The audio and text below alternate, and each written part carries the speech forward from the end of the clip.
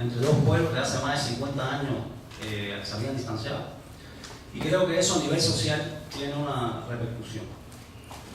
Muchos cubanos americanos o americanos descendientes de cubanos que ya no entendían esa separación que había desde hacía mucho tiempo y que estaban ansiosos de conocer Cuba, ya hoy lo pueden hacer, están entrando al país. Ese es uno de los principales cambios que yo le veo hoy entre las cosas que ya se han hecho.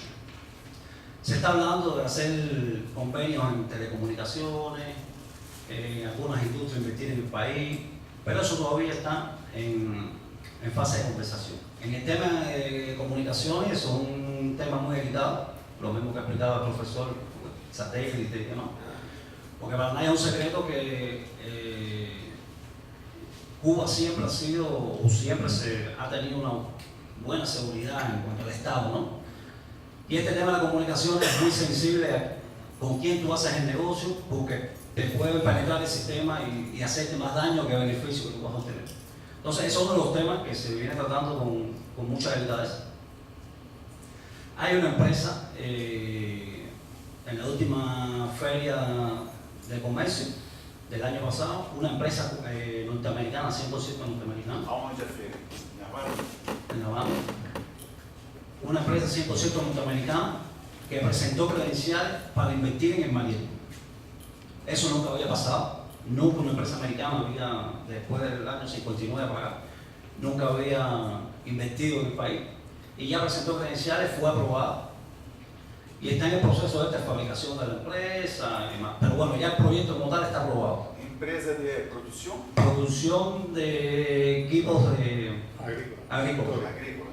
Producción de equipos agrícolas. De tractores y ese tipo de ¿Por qué Estados Unidos quiere hacer inversión en Mariel? A ver, Cuba es un punto estratégico dentro del Caribe, por el tema de la localización que tiene dentro del Caribe, ¿no? Es un puerto que va a tener unas condiciones muy favorables para el tema de comercio, está justo en el medio, ustedes saben, son estudiantes de café, y tiene acceso a todo lo que es el área central del Caribe y el costo realmente de transportación disminuye muchísimo que si tiene una travesía más larga desde otro punto, desde otro puerto, ¿no? Y por eso es que los Estados Unidos están interesados, una de las razones, porque están interesados en invertir en Cuba. Então não é porque eles são bonzinhos? No.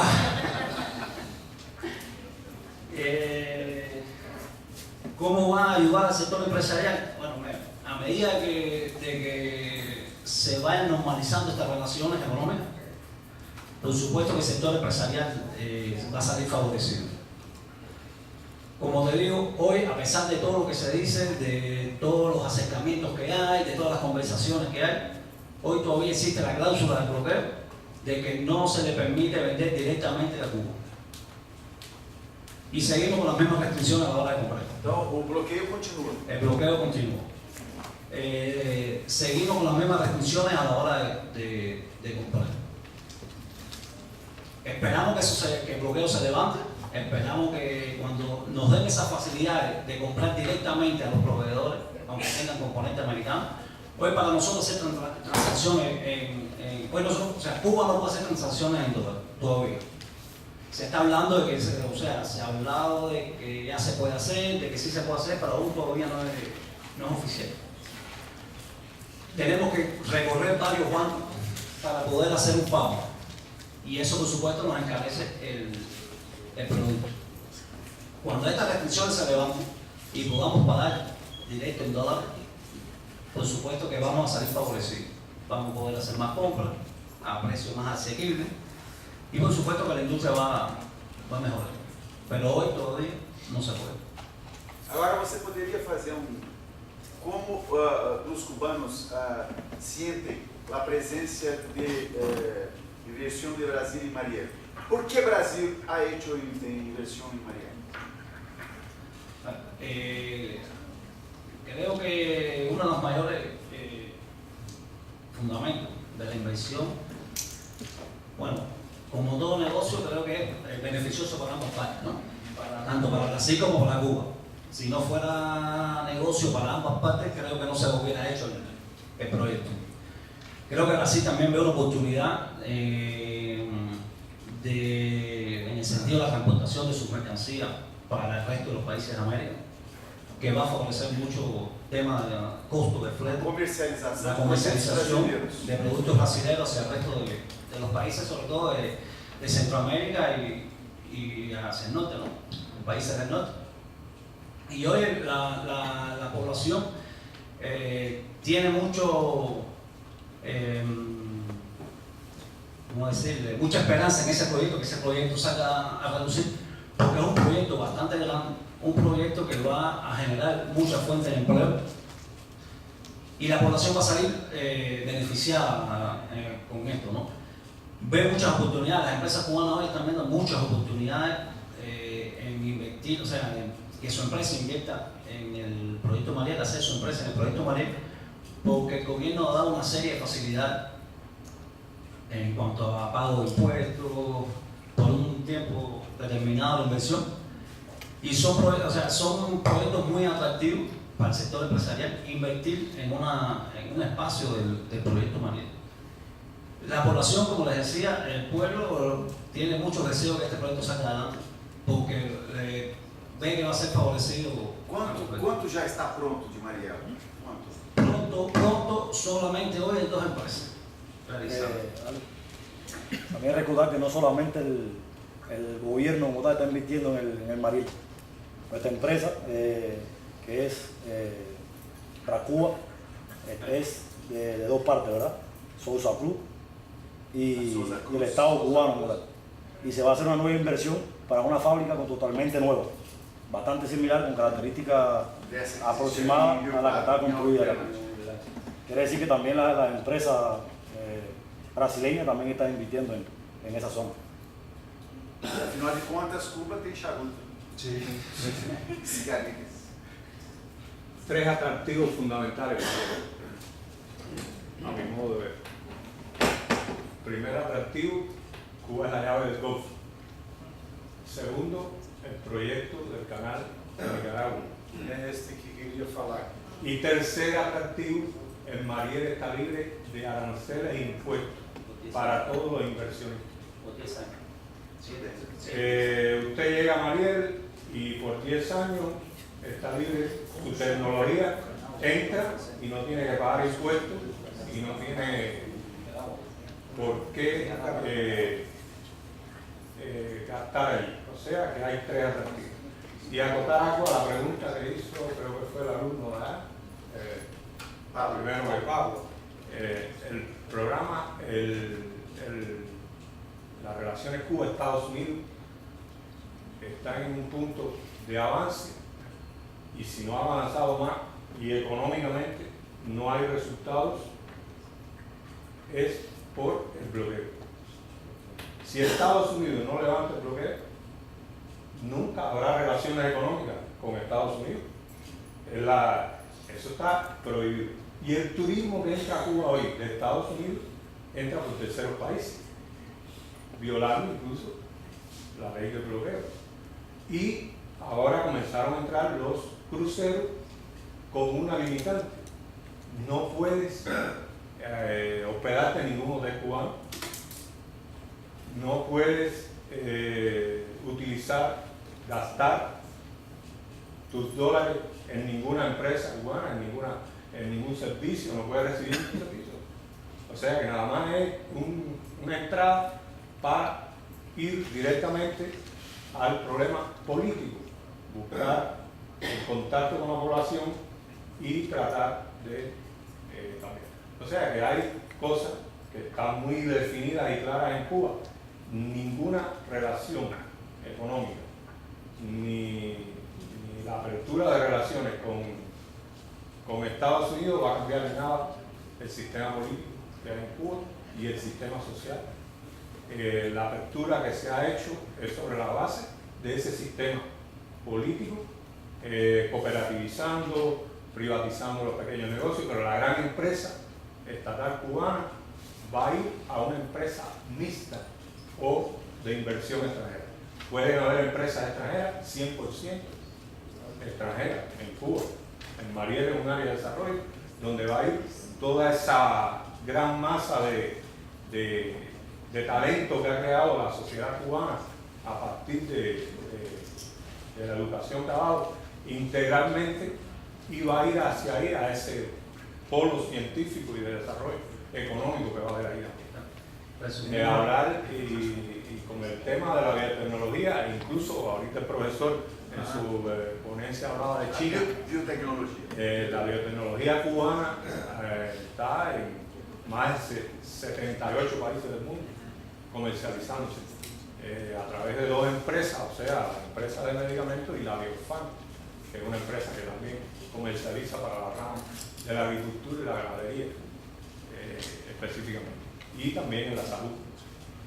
Y uno de los temas, debe conocerse que China es uno de los países del mundo que más cáncer de estómago tiene la población china. Bueno, Cuba desarrolló una vacuna, un medicamento que lo está aplicando en China con los científicos cubanos para el tema del cáncer de estómago, el cáncer del cerebro, cáncer bucal, o sea, y hay mucho avance también en el tema del SIDA, la vacuna para el SIDA, todo el desarrollo del programa del SIDA. Y en la biotecnología, Cuba y Brasil también tienen un hermanamiento muy fuerte, porque Brasil, de los países de América, es lo que más desarrollo tiene también en el tema de la biotecnología. Eso. Muito obrigado. Resumiendo solo algo sobre el bloqueo, o sea, estas negociaciones que se están hechos y lo que ha salido a la luz pública es muy poco con lo que en realidad puede hacer hoy los Estados Unidos para levantar el bloqueo. Hoy puede hacer mucho más. O sea que no son tan bondadosos como ellos quieren darse a conocer. Vou passar para o professor Arquimedes agora para fazer os complementos e para tratar do assunto que nós provocamos. Né? Sim.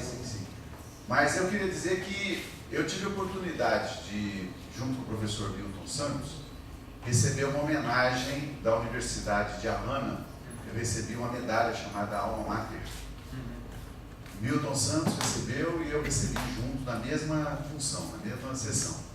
E depois de alguns dias, eu permaneci mais um tempo em Cuba, eu tive a satisfação de participar da marcha contra o bloqueio, em que o Fidel estava à frente, era aproximadamente 1.200.000 pessoas caminhando pelo Malecón, até a Praça da Revolução, né, onde o Fidel fez o discurso para todo aquele pessoal que ali estava presente. Então, na verdade, Cuba é um país, Havana é uma cidade que tem aproximadamente 2 milhões de habitantes. Em torno de 2 milhões de habitantes. Nós tínhamos 1.200.000 pessoas aproximadamente participando da marcha.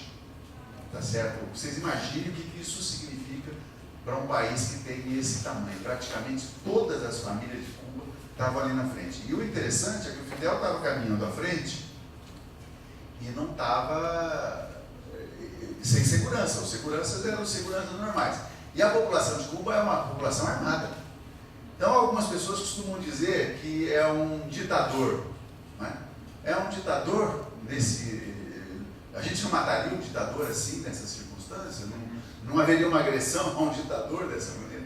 Na verdade, é muito diferente ver, né, a possibilidade de uma liderança efetiva. Na hora que Fidel foi fazer a sua fala, tinha gente desesperada que queria chegar, inclusive, mais perto. Então, é uma liderança que nasce de baixo para cima mesmo, não tem dúvida. Nós tentamos visitá-lo na Universidade em 2008, mas ele estava muito mal de saúde. O embaixador brasileiro tentou nos levar lá. Eu fui a Cuba representando o ministro, Fernando Haddad, e liderando 27 leitores. Eu era o presidente da Andires, né? E tentamos visitar o Fidel. Mas há coisas que os brasileiros não sabem. Vou citar uma. A nossa Escola Latino-Americana de Medicina, em Cuba, fornece ensino de alta qualidade e forma médicos muito bem. E na época havia cerca de 900 brasileiros estudando lá. Havia guatemaltecos, havia chilenos, havia argentinos, havia bolivianos. Até o Maradona, não. Então, é um povo admirável, por quem eu tenho profunda admiração e respeito. Fui lá, fiquei uma semana, aprendi muito, levei uma delegação dos 2 ministros da Saúde e da Educação, que foram à escola latino-americana. Eu deixei lá 3 reitores médicos e 2 professores de medicina, que trabalharam a semana inteira para averiguar o ensino fornecido para facilitar o reconhecimento dos nossos brasileiros. O cara sai diplomado como médico em Cuba, não lhe permitem. Aqui faltam médicos, né? Ou está sobrando? Quer dizer, o rapaz se forma em medicina, mas não pode exercer porque formou em Cuba, né? Já médicos formados em escolas aí de muito menor no Brasil estão aí clinicando à vontade. Então, é uma discriminação odiosa contra um povo que nos deu a formação de graça. Nós não pagamos nada pelos meninos que estudam lá. Há um programa de cooperação que foi assinado, mas não é reconhecido, o diploma não é. Aí os 2 ministros pediram que eu levasse junto na minha delegação um indicado do Conselho Federal de Medicina, outro indicado da Sociedade Brasileira de Medicina, e 3 reitores médicos foram trabalhar lá, fizeram uma verdadeira, conversaram com todos os estudantes brasileiros, visitaram as unidades onde são feitas as residências médicas e tal, e o relatório foi amplamente favorável, mas tem gente sentada em cima dele até hoje. E há brasileiros formados em medicina em Cuba, impedidos de exercer a sua profissão. Fizemos um acordo, deficiências de formação são naturais, mas a gente não faz a mesma exigência, por exemplo, com universidades americanas, né? Houve uma série de exigências, as federais, Uberlândia à frente, topamos ajudar a cumprir. Por exemplo, faltava uma parte de formação em medicina, em saúde coletiva. Vamos fornecer a esses brasileiros que voltam de Cuba o complemento da graduação para depois a gente fazer o registro. Isso está até hoje, o reconhecimento. Até hoje temos dificuldades nesse sentido. E a outra coisa, muito além do calor humano, da recepção que a gente teve lá pelos nossos irmãos de Cuba, é a Copélia. Eu fui lá na sorveteria. Você foi lá também, Cláudio? Copélia é a sorveteria mais famosa no centro de Havana e que se tornou conhecida no Brasil por causa de um filme. Você assistiu, Silvinho? Morango e Chocolate? Eu fui lá na Copélia. Eu e um outro reitor, e morri de vergonha.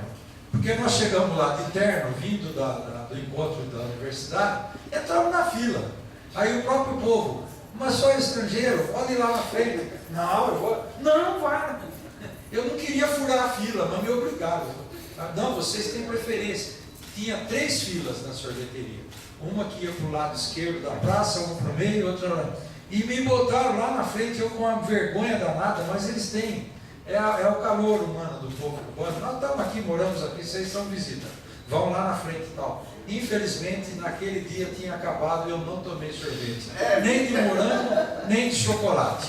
Tomei de outros sabores. Mas creme. Então, muito, muito famosa a Copélia. Nunca vou esquecer também da minha semana em Cuba. Veja, João, você sabia que a ampliação do aeroporto de Miami foi feita por uma empresa brasileira? Você sabia que tem um shopping, já foi inaugurado até em Miami, construído pelo Odebrecht? Tá? Veja, o Brasil, por causa da nossa inserção via BRICS, mas não só, mas pela compreensão do presidente Lula a respeito da nossa inserção no mundo, tá? O Lula foi o primeiro presidente do Brasil, tá? Em 200 anos de república, foi o primeiro que foi, em 200 anos, desde que nós nos declaramos a independência de Portugal, o Lula foi o primeiro presidente do Brasil que foi à Líbia. A Líbia importava 300 milhões de dólares do Brasil, de algumas frutas e tal, alguma coisa. Passou a importar mais de 10 bi por ano. O mundo é assim, as relações de troca, de comércio, são assim. Veja, você já ouviu falar, eu passei de avião, não fui. Gostaria de ter visitado, até porque tenho 3 filmes a respeito da obra do Canal do Panamá. Tá? O Canal do Panamá está, obviamente, sob domínio americano. A China está financiando a construção do Canal da Nicarágua, né? Que vai ser muito maior. Mariel é estratégico para a gente mandar o navio atravessar e levar, aumentar o nosso comércio exterior para a Ásia. Tem uma coisa que eu quero saber se vai parar agora com este novo governo, né? Vamos chamar de governo, na minha opinião, é uma usurpação de um processo. Não há legitimidade que só a eleição direta pode trazer. Então nós temos que questionar a legitimidade desse governo. Mas vai lá, está governando? Muito bem. Vão parar a construção da ferrovia que vai enveredar pelo Acre e por Rondônia, vai cruzar o Peru e vai sair no Chile para aumentar o nosso comércio exterior com a Ásia também? Isso é de vital importância para o nosso país. Abrir o caminho, né? Dentro das minhas curiosidades, eu já visitei o porto de Roterdã, já visitei o porto de Hamburgo, porque, como estudioso dos problemas de infraestrutura do país, um dos nossos mais graves problemas é a velocidade dos nossos portos. Eu fiquei num restaurante assistindo os trabalhadores do porto em Hamburgo, sob condições severas. Tem gente que não desembarca do navio porque não tem dinheiro para comer. Há um livro escrito por um sujeito que veio aqui nos visitar, professor da Universidade de Padova, na Itália, chamado Walter Zani. Ele é um cientista social, chama Os Escravos dos Mares. É um regime de verdadeira escravidão. E eu fiquei observando o que o Walter escreve no livro, eu vi muita coisa. Por outro lado, fiquei observando a velocidade dos trabalhadores do porto de Hamburgo. Eu vi os caras carregarem um cargueiro chinês, tá? Em 4 horas e meia, eles encheram o bicho de container. O navio ficou cerca de 5 horas no porto. Entrou, descarregou, carregou e saiu. Tá? Nós levamos 2 dias para fazer a mesma coisa.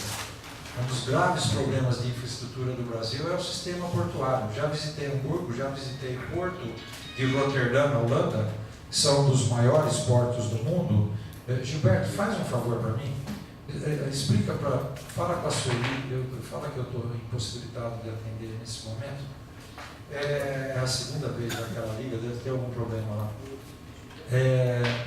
Portanto, eu ando pelo mundo observando e tentando aprender e tentando ver como é que o nosso país pode se aprimorar. Dentre os problemas nossos de infraestrutura portuária está a ausência do ramal para o Pacífico, que nós estávamos construindo em direção ao Chile, via o Peru, né, saindo pelo Acre e tal. Isso não pode parar, é de vital importância para o país.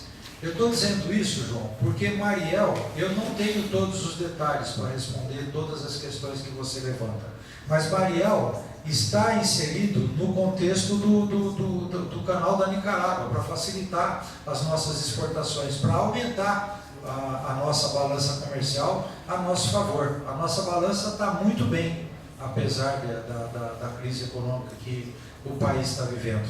Eu não tenho nada contra, desde que seja bom para as duas partes e que o dinheiro seja pago, porque foi um empréstimo que foi feito não para o governo cubano, me parece que foi feito para a empresa.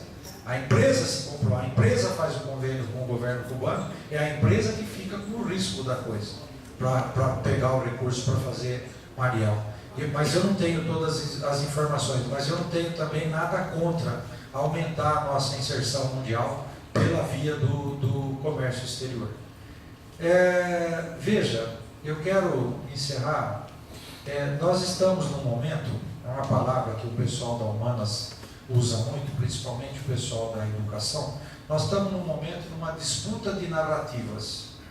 Eu me lembro, eu tinha 11 anos de idade quando veio a Revolução de 1964. Porque a Revolução de 1964, e a TV martelava o dia inteiro, a Revolução de 64, a Revolução de 64. Hoje alguém fala em Revolução de 64? Foi golpe em 64. Agora há uma disputa de narrativa. Impeachment não é golpe, impeachment é golpe. Vamos ver quem vai ganhar daqui a 20 anos e vamos ver o que vai restar de narrativa. Outra coisa, imaginem a seguinte cena: um deputado americano conversando com um agente brasileiro a respeito das andanças do presidente Obama no que diz respeito aos interesses do Brasil. É impensável, né? Aconteceria um deputado americano nos fornecendo segredos a respeito do governo americano em função dos nossos interesses? O que está aí na imprensa que eu andei vendo nos últimos dias? O Temer era informante do governo americano. Quer dizer, olha, o governo americano não se manifestou em defesa da nossa democracia. Portanto, está muito claro que há interesses não declarados nessa história toda. E é isto que me interessa. O que iremos? Nós não sabemos o que está acontecendo na totalidade. Nenhum de nós sabe. Tá? Nem gente que está... E há gente boa que está defendendo que o impeachment não é golpe, etc. e tal. Esperemos, porque nós não vamos saber tão já todos os subterrâneos do que está ocorrendo no nosso país. Assim como em 64. Nós só fomos saber de partes da história 20 anos depois. Só fomos entender por que ocorreram determinadas coisas 20 anos depois. Há um general que morreu amargo com a traição que cometeu.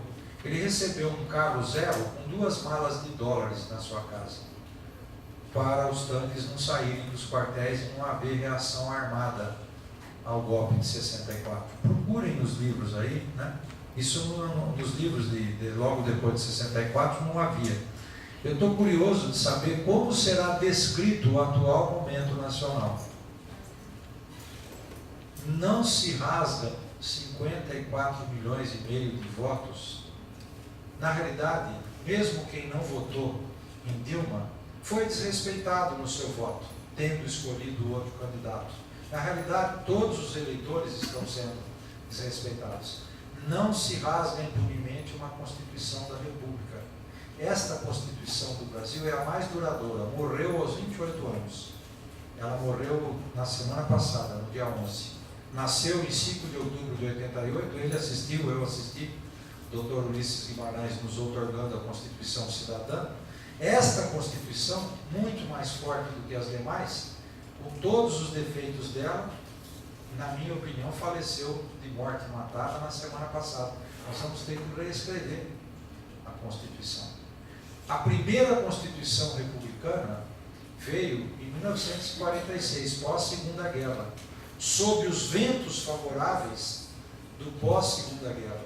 O mundo precisava encontrar caminhos e nós ganhamos uma Constituição muito boa, que morreu em 54. Aí ganhamos simulacros de Constituição até que em 68, 64, foi feito tudo na base constitucional. O golpe de 64 era constitucional. No entanto, era golpe. Nós tínhamos partidos, 2 partidos autorizados a funcionar, mas o MDB, Cláudio conta essa história melhor do que eu, não podia ganhar a eleição. Podia ter deputado, podia ter uma parte dos senadores, mas não podia ter governador nem ser presidente da República. Então era um simulacro de democracia. De 88 para cá, a gente construiu uma democracia. E nós estamos abandonando esse caminho. Eu pergunto, quem é que vai disputar a eleição se o vencedor não agradar ao poder dominante, ao grande capital, haverá respeito à eleição? Isso tem que ser dito, tem que ser falado também à luz de um fato inegável. Nós cometemos e vimos cometer e deixamos cometer grandes erros. Nós vimos ladrões entrarem no governo, roubarem em nome da governabilidade, né? A gente assistiu tudo isso. Essa é uma grande verdade também, né? A menos culpada, talvez, dessa história foi defenestrada do poder na semana passada. Trabalhei com ela, eu tenho certeza que não vão encontrar nada contra essa mulher, que tem um apartamentinho de 2 quartos em Porto Alegre, para o qual vai voltar depois desse processo, tá? Agora, o golpe não se completa se o Lula não for inviabilizado e contra ela não encontrarem, porque ela precisa ser desconstruída. Não pode haver uma pessoa sem criminalização, né? E um presidente sobre o qual pesam grandes suspeitas, inclusive essa última, como informante aí, que foi ventilado pela própria Folha de São Paulo na semana passada. Então nós estamos diante de um quadro muito grave. Agora, eu não quero perder os avanços que a gente teve, eu não quero perder a trajetória, eu não quero que enterrem um Plano Nacional de Educação, que nós ajudamos, esta universidade ajudou a construir, sabe? Então, nós estamos diante de um momento muito difícil da história pátria. Ela diz respeito aos próximos 40 anos da vida de muitos de vocês hoje jovens.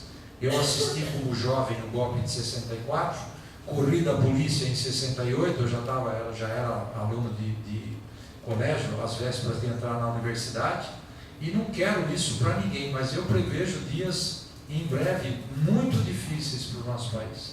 Até porque começará a haver questionamentos. Quem está à beira da aposentadoria vai aceitar uma reforma que o sobrecarregue por mais 10 anos? Eu digo isso com a tranquilidade, eu nunca me preocupei, porque eu poderia ter aposentado em 2007. Como eu não gozei de licença-prêmio, férias, durante meus 8 anos de reitor, eu tirei férias uma vez para ir ver minha mulher no Canadá. Tudo isso contou a meu favor, eu já tenho a bolsa, a abono de permanência. Se mudar, estão dizendo que vai passar para 100, eu tenho quase 110 anos entre idade, somado com o meu tempo de trabalho. Então, qualquer reforma que vier, não me atinge. Mas os jovens professores têm que se preocupar com isso. Quer dizer, como é que vai ser essa reforma da Previdência, né? A hora que essas coisas todas forem feitas às escâncaras, vai haver reação. E aí vai se questionar a legitimidade do governo para fazê-las. Vou contar uma outra história para vocês que estão me ouvindo hoje, viu, Cláudio? Desculpe, eu estou falando, já estou... 10 anos atrás, um grande vice-presidente desse país, chamado José Alencar, foi procurado pelas mesmas forças de agora. Nós vamos empichar o presidente Lula por causa do mensalão.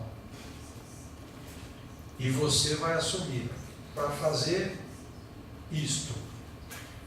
Zé Alencar não teve um minuto de conversa. Querem dar o golpe? Deem e arquem com as consequências perante a história. Mas não contem comigo. O Lula sai, eu saio junto.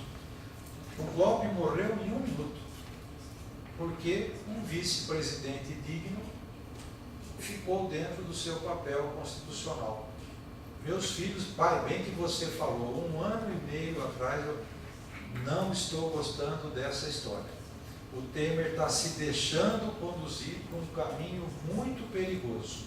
Bom, aconteceu o que temíamos, agora espero que pelo bem do Brasil, uma luz, uma liderança apareça e nos ajude a sair da enrascada em que esse país se encontra. Mas eu não vou assistir calado parar tudo isso que eu demonstrei aqui hoje, que vinha sendo feito, tá?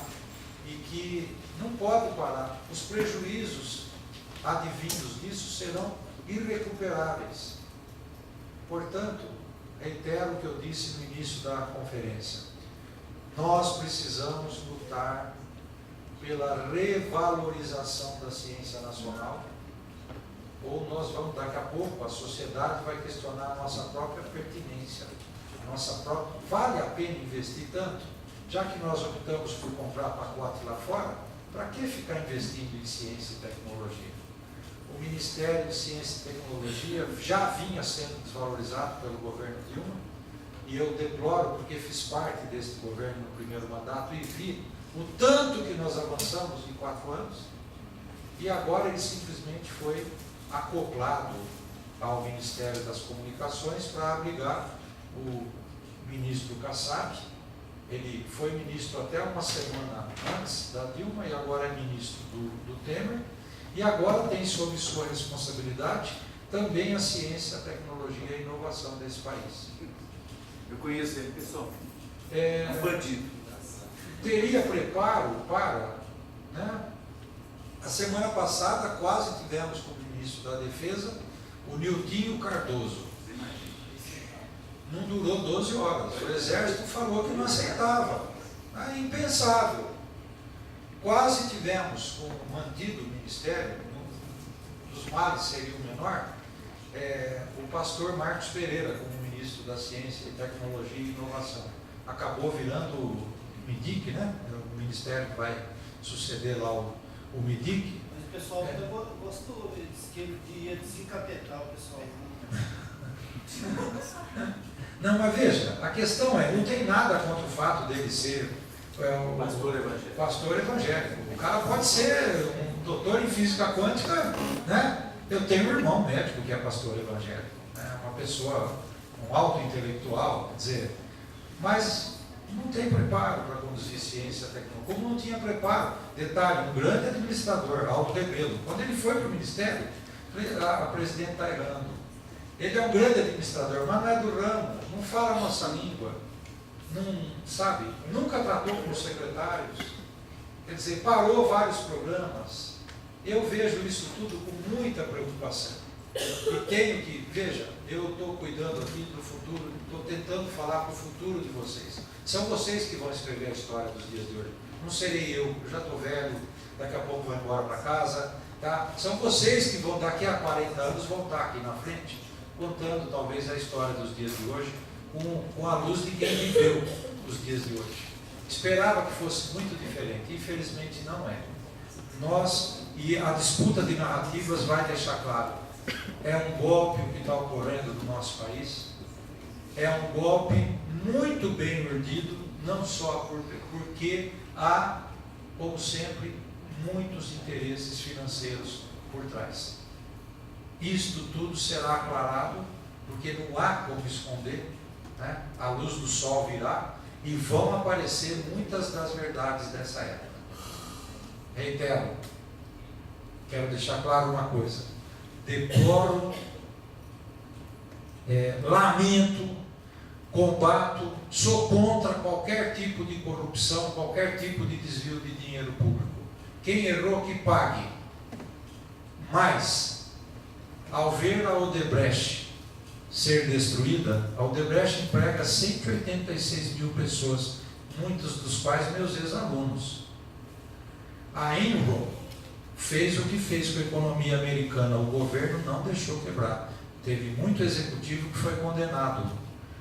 Na Odebrecht, quem errou que pague, preserve a empresa, preserve os empregos, preserve a tecnologia. Não é coincidência, viu, João? A Halliburton já tem escritório no Brasil, uma das maiores empresas americanas, e os americanos ajudam a destruir, a Halliburton está no Iraque, trabalhando na reconstrução, e já está no Brasil. Vai disputar mercado que nossas empresas estão perdendo. Quer dizer, essas coisas têm ligação, não é possível que não tenha. Tá? Não interessa ao governo americano que uma empresa brasileira vá fazer aeroporto em Miami, shopping em Miami, porto em Mariel para facilitar o caminho para o canal da Nicarágua, que vai concorrer com o canal do Panamá. O canal da Nicarágua é maior tecnologicamente, muito mais aperfeiçoado. Mas não interessa. Não interessa aos americanos uma potência deste lado, do lado sul, no hemisfério sul do planeta, independente. Nós vamos deixar os BRICS, e pronto, está aí o ministro Serra, né? Esse ataque não foi gratuito aos 5 países co-irmãos. Nós vamos deixar os BRICS e vamos voltar para as alcas da vida. Tá?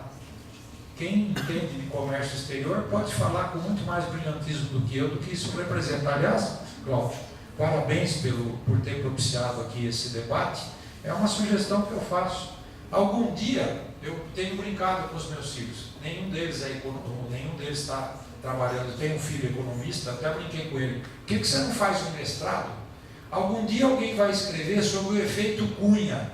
Vão conseguir equacionar o que foi a presidência Cunha na Câmara com a queda do PIB brasileiro. Parte da queda do PIB foi dos erros da economia que a presidente Dilma cometeu. Ela deu um cavalo de pau no transatlântico e até agora o nosso navio nós não equilibramos, não achamos ainda um ponto de equilíbrio. Mas muito da queda do PIB vem do fato de que as pautas bomba, como ele mesmo a chamava, não deixavam a presidente governar. CPMF nunca. O Meirelles já fala, à luz do dia em CPMF. Vai vir e vai ser aprovado. Porque agora é o governo deles. Né? Enfim, eu até brinquei, vou brincar com o meu pessoal da economia, orienta uma tese de doutorado. Eu quero saber quanto custou, em termos de PIB, quanto custou o efeito Eduardo Cunha. Algum dia alguém vai falar. Um de vocês vai estar contando, conseguiram medir, fizeram isso, aquilo. O impacto no PIB foi de tantos bilhões de dólares causado pela paralisia política que a gente está assistindo. Então, nós temos aí um longo caminho pela frente. Espero que não haja violência, porque eu já assisti violência, sei aonde isso vai dar, mas não prevejo dias fáceis para o nosso país.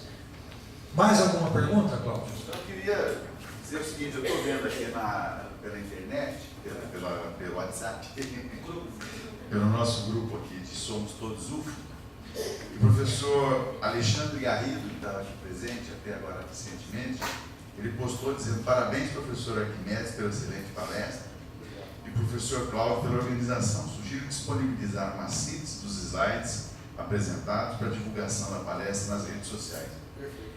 Foi uma densa análise do histórico de investimentos e dados diversos em ciência, tecnologia e ensino superior, que deve ser divulgado, inclusive as iniciativas do professor Arquimedes, em termos de iniciativas, convênios firmados em sua gestão e outros pontos que corroboram seu perfil gestor e articulação com questões acadêmicas. A professora Ana Said, assim, é uma pena que eu não posso estar aí assistindo, estou dando aula.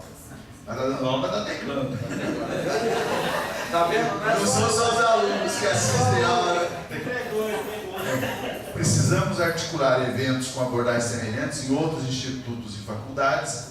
Penso que este é um ponto ótimo para apresentar o perfil gestor com conhecimento institucional e internacional, com temática acadêmica e em relação com disciplinas em curso de programas de graduação e pós-graduação. Ou seja, então a tendência é haver uma repercussão maior nas outras unidades acadêmicas do trabalho desenvolvido e a possibilidade de isso se ampliar. E eu tenho aqui uma outra novidade, que hoje a 4ª mulher não aceitou fazer parte do governo Temer. Hoje foi a Bruna Lombardi. Então já tinha sido a Marília Gabriela, quem foi a outra, a primeira? Não, Marília foi a primeira, depois dela veio uma moça lá do Rio de Janeiro. A Sabatelli. Sabatelli.